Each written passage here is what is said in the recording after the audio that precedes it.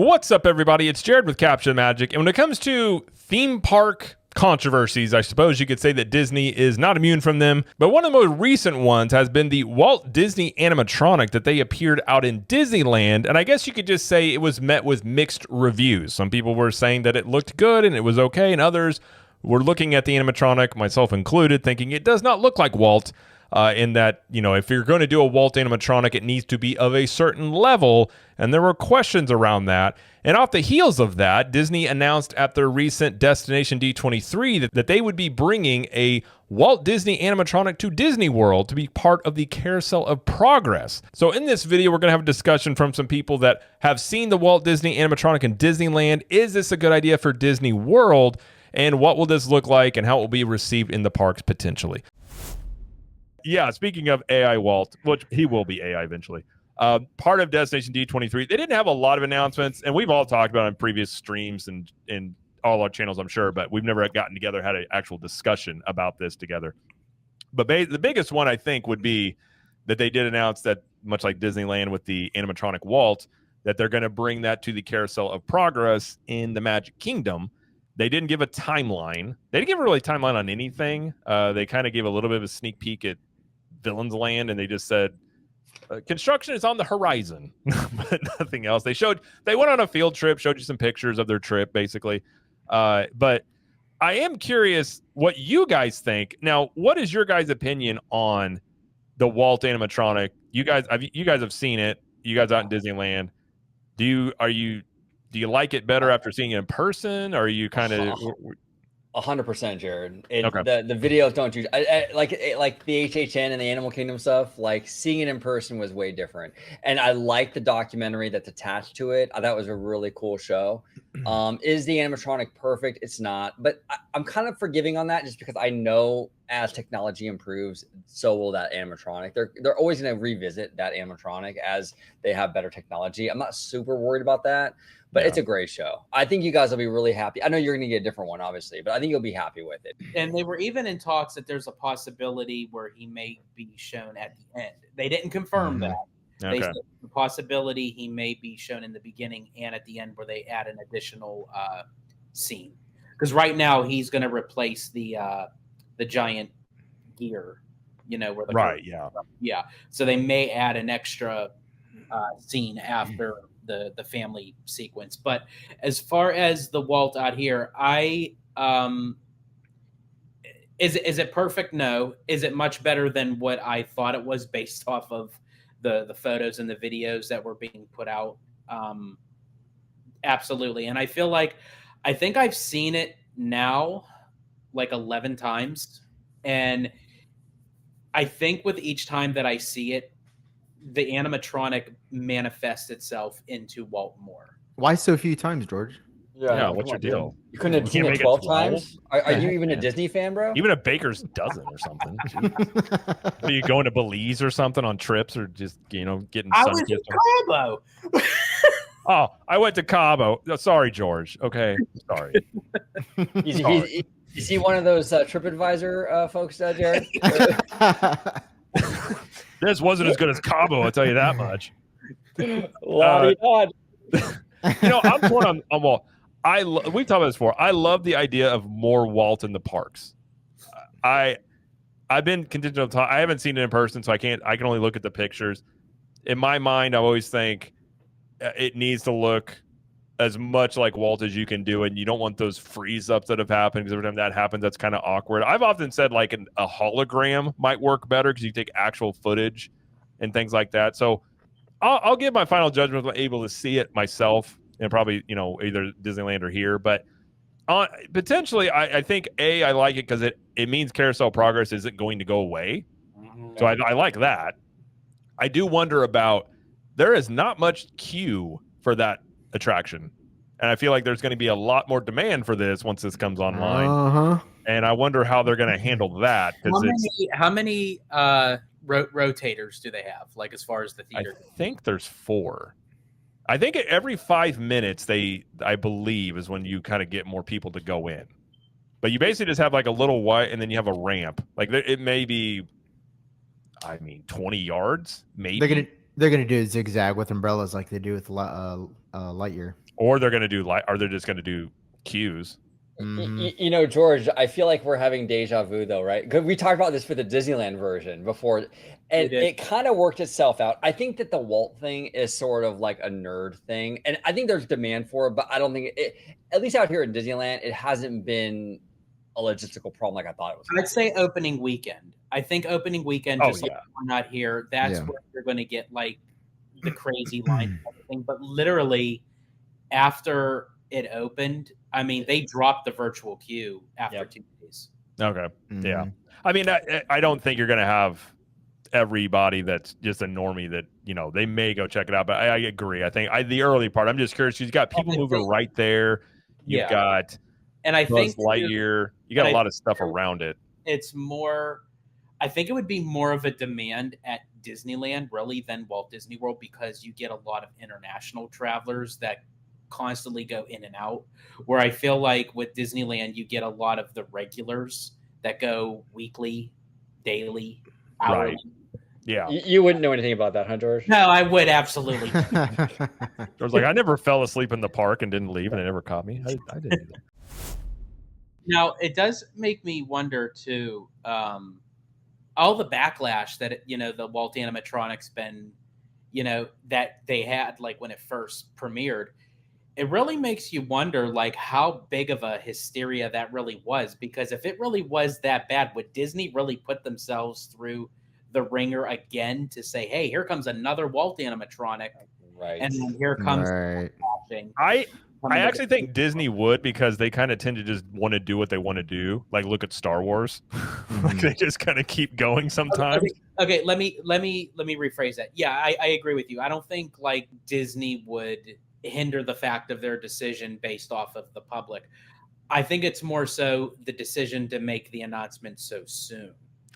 I do feel like it was interesting with Destination, because I didn't really think it kind of went how I figured. I was surprised they announced this, but I think they were just kind of they probably already planned to do this, and they were just like, throw this into Destination. Do you think these were really announcements that were really planned for actual last year's D23? And they just kind of said, you know what, we're going to need something for next year. So here's I don't know if you'd call this a conspiracy theory, but if the reports are true, which I guess we'll find out maybe the next earnings call, if the attendance was as low at Disney World as some places have said, like touring planes and other ones, they're not just, trying to rage bait, but people that actually have data on this.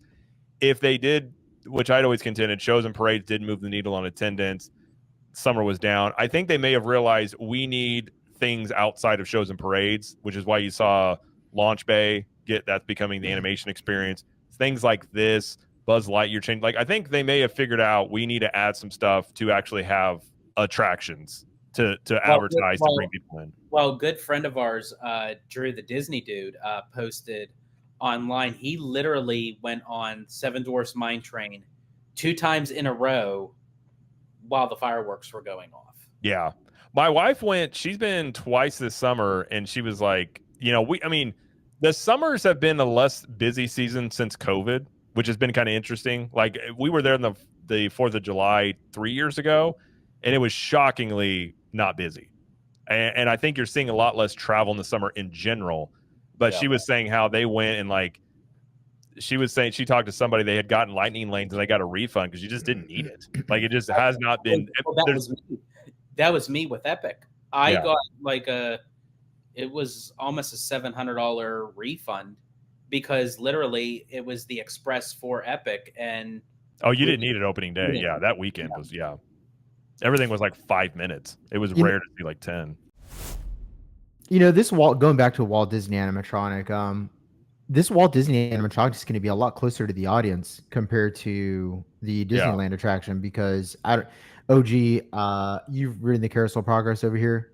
Yep. Yeah, man, did it? It's a lot closer to the front. That curtain, doesn't matter where you're sitting, you're probably within 20, 30 feet away from it. So yeah, this Walt's going to have to look better. And if they don't make it look better, Jim, Joe Biden will still be the most lifeless animatronic in the park. So it's a win-win either way. So. Sleepy Joe. But here's the funny thing, that when you do sit close to the Walt animatronic, that's where he does look his best. Oh, well, there you go. Is it just the fact that like the movements and the voice like kind of adds to it and not looking at the like face the as movement, much? you see a lot of the articulate, like the facial expressions and everything. You do see the twinkle in his eye. Yeah. And again, is it perfect? No. Can they definitely improve on it? Absolutely. But I don't think it is as bad as what a lot of people were. No. Yeah. Well, and a lot of it was unfair, I think, because there was a lot of people were zooming in on it, and you don't see it like that in the show. Like, Yeah. A lot of people it was so close to his face in some of these pictures on social media. You're not experiencing the thing like that though. So it's not, you know what I'm saying? So yeah. Well, I think there was also you had the whole thing with his granddaughter that was claiming that, he didn't ever want to be an animatronic. Yeah, you had some stuff around it. But yeah, I mean, like I said, and Jay Pratt said, but Jared, toddlers don't know who Walt is even is. Is he even relevant anymore? I think Walt is one of those characters that we've talked about before. I think he's the parks wouldn't exist if it wasn't for him. So I love the fact of having more Walt representation of what he was able to do. And I think it's a good thing for kids to learn about, dreaming and accomplishing things and having vision and determination. So, in the sense of certain IPs don't work anymore, but I think Walt, I wouldn't consider him an IP, but I've always wondered as time goes on how much Walt is in the parks, but I do like to see whether or not this animatronic, what it ends up looking like. I love the idea, at least, of having more Walt being in, especially the parks. I do like that. I love the fact that you said that too, Jared, because I understand the grandkids said that he didn't want to be an animatronic, but I'm sure he probably wouldn't have wanted the partner statue either, right? Probably. But here's the thing. I mean, at the end of the day, when Walt wanted to show respect and honor his hero, Abe Lincoln, he did just this. He made him an animatronic. You know what I'm saying? So we are paying homage to Walt like he did to his hero Abe Lincoln. So I see nothing wrong with that. I think we're still doing it the right way. In my opinion. Devil's advocate to that, and I'm not saying I disagree with you. Nobody ever saw or heard Abe Lincoln talk. So you were bringing a historical figure to life to kind of be like, what would it have been like to, Abe talking? We have tons of footage of Walt. And I guess that would be my question of how much, and like I said, I haven't seen it, so I'm just asking from an outsider's perspective. Yeah. How much are you gaining from, instead of, you have the footage of him talking and the audio of him talking, how much does an animatronic bring to it? It could bring a lot to it. I'm just saying that I think devil's advocate would just be, it's a little bit different because we do have so much of footage of Walt and him talking. For me, it was very entertaining. I feel like that it's something, to pay tribute to him, to honor him. Was it something that gave me like the goosebumps, like to see like, oh my gosh, like this is what it would feel like to have Walt physically, present. It didn't give off that feeling. I wanted it to, but at the same time, I don't know if an audio animatronic would ever really compare that to the real human being. But I will say too, I definitely want to see more Walt representation in the parks in many different formats. When it comes to the audio animatronics, I'm good with him at Disneyland, and I'm good with him here at the Carousel of Progress. Maybe if they wanted to do something with Epcot, then I'm good. Well, I think if Epcot would get back to its educational roots, you could kind of have something that is, Walt. You could have Walt. Well, I would say like a motivational speaker, but you could do something educational wise for kids and things like that. I would agree with that. Magical Mouse said, "I hope they spend extra millions on a better sculptor for Mr. Walt's new face." Because nobody wants to say Mike Lindell, the pillow guy, Walter Matthau, animatronic. That's funny. Now, here's the thing. One of the big issues I have with Walt when Disney trots out the old audio or video of Walt talking about Epcot, it's a glaring reminder that they built a park that's nothing like what he wanted. Oh, absolutely, dude. I've done long depth discussions years ago on the podcast about would Epcot have worked because of. I think for a time it would have, but what he wanted and what it is now is, I mean, I think if AI Walt comes back, he's going to be really pissed off about Epcot. He's going to be like, what the hell did you do? Like, it's just, Exactly. nothing like what he had planned for it, for sure. All right, well, I hope you enjoyed that discussion. That is from a recent theme park and live stream that I do with the Orange Grove 55 guys about every 2 weeks on this channel. So if you want to check out the next one there, be sure to subscribe and turn on the notification bell, as you'll get a couple of hours heads up whenever we do go live. Usually on Tuesdays, it's in the evening time, and it's always a good time with those guys, good discussions about theme parks, entertainment, and anything else that's in the news that we tend to discuss. But either way, that is going to be it, though, for this video. So if you like this video, please like it and subscribe to the channel, as we do lots of coverage here of Universal Studios, Epic Universe, Disney World, and pop culture. And let us know in the comments, what do you think about the Walt Disney Animatronic coming over to Disney World? And until next time, we will see you in the parks.